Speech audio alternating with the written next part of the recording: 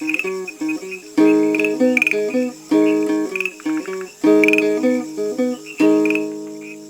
Taïwan International, les joies de l'éco-construction. Bonjour à toutes et à tous, bienvenue sur les ondes de RTI pour ce nouvel épisode des joies de l'éco-construction. Aujourd'hui, je vous emmène dans un endroit magnifique au nord-est de Taïwan, près de Nan Hao, à la rencontre de Wilang et Pisui. C'est un jeune couple Atayal, l'un des groupes autochtones de Taïwan qui compte environ 90 000 personnes.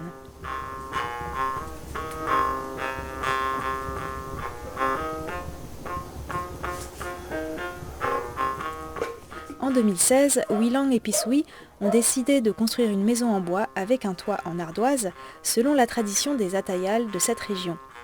Auparavant, les Atayal vivaient dans la montagne, mais forcés de déménager dans les vallées au siècle dernier, ils ont été coupés du milieu dans lequel ils avaient l'habitude de vivre. Leurs traditions ont eu tendance à se perdre. Mais Wilang, qui a des relations très étroites avec ses grands-parents et qui sait parler Atayal, est passionné par cette culture et essaye de continuer à la faire vivre. C'est la raison pour laquelle, avec sa femme Pisui, ils ont décidé de construire cette maison, je précise, non pas pour en faire un musée, mais bien pour y vivre. Comme dit Wilang, pour retrouver la culture Atayal, l'habitat c'est central, c'est de là que découlent de nombreuses facettes du mode de vie Atayal. N'hésitez pas à regarder les photos et les vidéos sur le site de RTI, ça vaut vraiment la peine pour se faire une idée. Vous aurez peut-être l'impression que le plafond de cette maison est très bas, mais ce n'est pas un hasard. Traditionnellement, ces maisons sont semi-enterrées, et oui, à peu près un tiers de la maison est sous le niveau du sol. Vous pouvez l'imaginer, construire cette maison n'a pas été facile, car aujourd'hui, les Atayal qui vivent dans la vallée sont très occupés par leur travail. Ils n'ont pas forcément le temps de donner un coup de main pour construire une maison. Cela n'a pas découragé Wilang et Pisui qui ont lancé un appel à volontaires sur les réseaux sociaux. À leur grande surprise, une centaine de personnes de toutes origines ont répondu à l'appel et c'est ainsi que l'aventure a commencé. Il n'a finalement fallu que quelques mois pour que cette maison prenne forme. Elle a aussi permis à Wilang et Pisui de changer de mode de vie. Pisui se consacre désormais à la culture de la rami, une plante qu'elle utilise pour fabriquer des fils qui lui permettent de tisser ensuite des vêtements. Wilang, quant à lui, tout en étant enseignant à l'école primaire de Utah, organise parfois des ateliers de vannerie. Ils cultivent aussi eux-mêmes une partie de leur nourriture autour de leur maison qui se trouve en plein milieu de la nature. La preuve, leurs voisins, ce sont les singes qui viennent leur rendre visite de temps en temps. Je suis allée les rencontrer dans leur maison où l'on se sent vraiment bien à côté du feu. Dans cette émission et la suivante, je laisserai la parole à Wilang et Pisui. Ils vous parleront de leurs racines, des maisons traditionnelles Atayal de cette région, de l'aventure qu'a été la construction, de leurs activités qui leur permettent d'apprendre les savoir-faire traditionnels et de plein d'autres choses. Pourriez-vous nous parler du village d'où vous êtes originaire, Hakabaris ?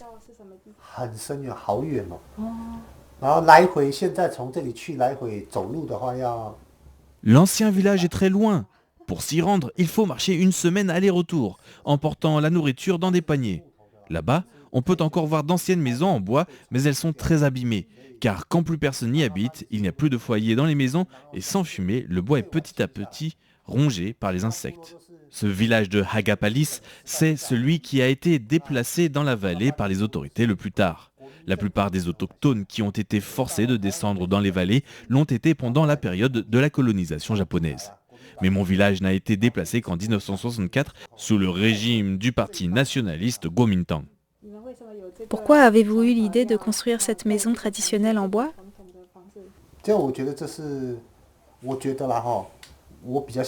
Je trouve personnellement que j'ai beaucoup de chance que mes grands-parents et mes oncles habitaient dans la montagne autrefois, dans des maisons en bois comme celle-ci. Quand j'étais petit, même si j'habitais dans la vallée, j'allais dans la montagne pour récolter des champignons. On les vendait pour se faire un peu d'argent. C'est à ce moment-là que j'ai vu mes grands-parents construire des maisons en bois dans la montagne. J'ai même donné un coup de main. C'est une chance que les anciens de mon village savent encore comment construire des maisons traditionnelles comme celle-ci. Et si vous discutez avec eux, vous verrez qu'ils pensent que ce ne sont pas des maisons traditionnelles. Ils vous diront simplement que c'est comme ça qu'on construit les maisons. Donc, depuis longtemps, j'avais envie de construire de cette manière. Pourquoi est-ce qu'on construit les maisons comme ça ? Eh bien, nous sommes Atayal et c'est notre manière de faire qui est différente des autres. J'ai beaucoup de chance d'avoir pu bénéficier du partage d'expérience des anciens et d'avoir vu comment ils vivaient. Et si quelqu'un me demande pourquoi j'ai construit cette maison en bois, je réponds simplement que c'est comme ça qu'on construit les maisons chez nous.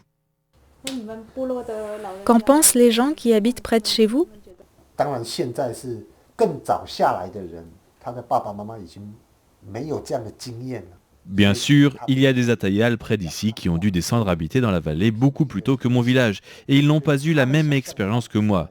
Ils ont été davantage cynisés et influencés par les gens de la vallée.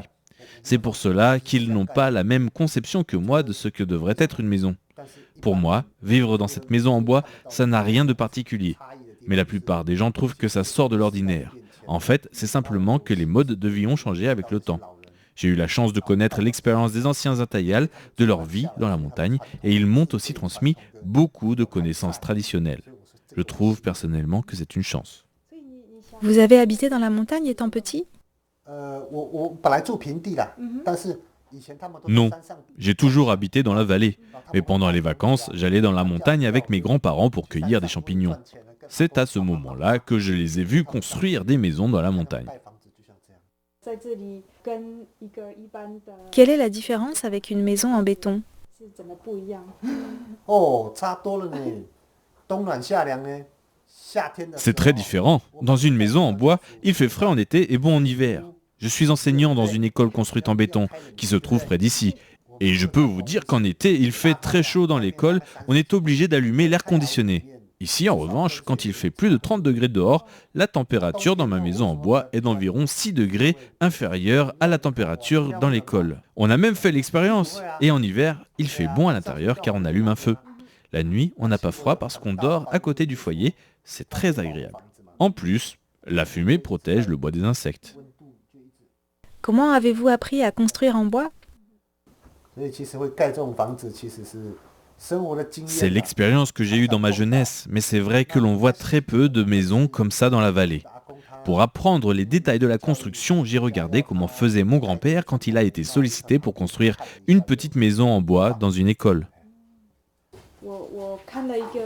Pour votre maison, vous avez eu besoin de beaucoup de bois, 80 troncs d'arbres si je ne me trompe pas, non? 至少要100。 Autrefois, il fallait au moins 100 troncs d'arbres et on utilisait notamment une sorte de cyprès que l'on appelle en chinois kwaimu. Mais aujourd'hui, c'est trop cher. Donc pour cette maison, on a utilisé différents types de bois. Autrefois, après le passage des typhons, il y avait plein de troncs de cyprès qui flottaient dans l'eau de la rivière. On allait les récupérer. Ce n'était pas compliqué car à l'époque on s'entraidait. Une fois on aidait telle famille et après c'était les autres familles qui nous aidaient. Dans le temps, une maison pouvait être construite en un mois seulement. Pour construire, vous avez fait appel à des volontaires. 对啊，因为没办法嘛，殖民嘛。 Oui, on n'a pas eu le choix, car les colonisations successives ont mis à mal les systèmes d'entraide des autochtones. Ces systèmes, on aurait pu les comparer dans une certaine mesure à un système collectiviste à l'échelle du village. Aujourd'hui, on vit dans un système entièrement capitaliste, il faut de l'argent pour tout. On n'a pas d'autre choix que de travailler pour gagner notre vie et on n'a plus le temps de s'entraider. Pour construire cette maison, nous avons donc fait appel à des gens d'un peu partout qui appréciaient notre démarche. Est-ce que les maisons traditionnelles des Atayal étaient toutes en bois et semi-enterrées comme la vôtre, ou ils utilisaient d'autres matériaux dans les autres régions? 我觉得要看那个环境啊。 Je crois que cela dépend de l'environnement. Chez les Atayal de la région de Nanhao, nous construisons nos maisons semi-enterrées. Pourquoi? Eh bien, c'est que les typhons sont très forts ici. Grâce à cette technique de maison semi-enterrée, non seulement les fondations sont profondes, mais en plus, la surface de la maison qui est frappée par le vent des typhons est réduite. À l'île des Orchidées, souvent touchée par les typhons, les autochtones Tao enterrent aussi en grande partie leurs maisons. Les Atayal qui vivent à d'autres endroits de Taïwan, notamment à Taoyuan, Hsinchu et Miaoli, utilisaient plutôt le bambou comme matériau de construction, car le bambou y est abondant. Sur la côte ouest de Taïwan, ils sont protégés des vents les plus forts par la chaîne de montagnes centrale. Ils pouvaient donc construire des maisons complètement au-dessus du sol, car ils n'ont pas les mêmes problèmes qu'ici avec les typhons. Vous n'avez jamais eu de problème lors d'un typhon? 木头挡好啊，那个然后下大雨水也不会进来。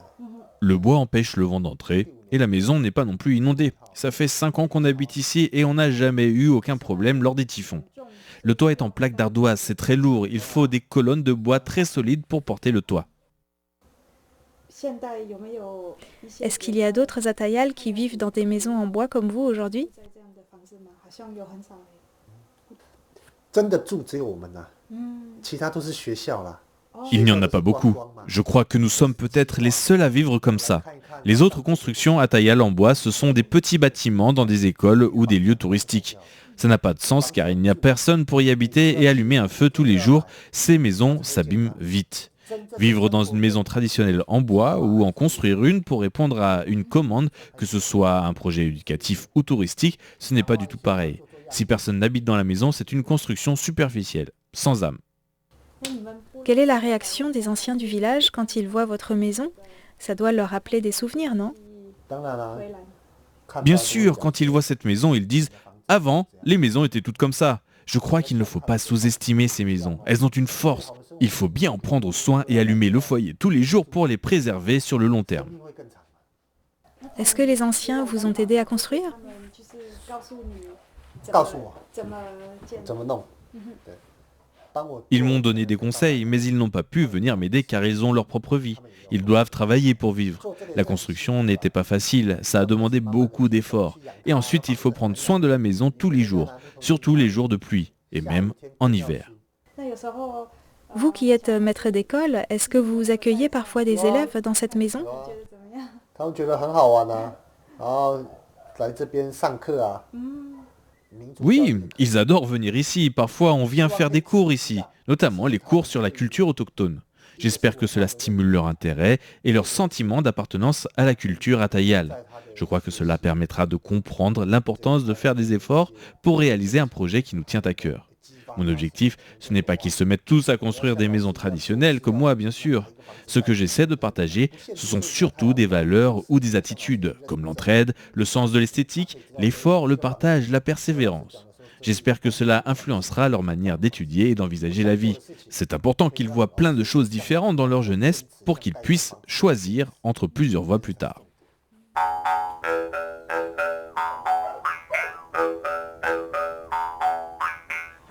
La musique que vous écoutez, c'est un air joué à la guimbarde, instrument que Wilang maîtrise parfaitement. Il y a des chansons différentes pour le travail, la chasse, l'amour, la guerre, etc. Il vous expliquera tout ça dans l'émission de la semaine prochaine. Et oui, car l'interview n'est pas terminée. Il y a encore beaucoup de choses à découvrir sur cette maison. Je vous donne donc rendez-vous mardi prochain dans cette émission, Les joies de l'éco-construction, sur RTI. Bonne continuation.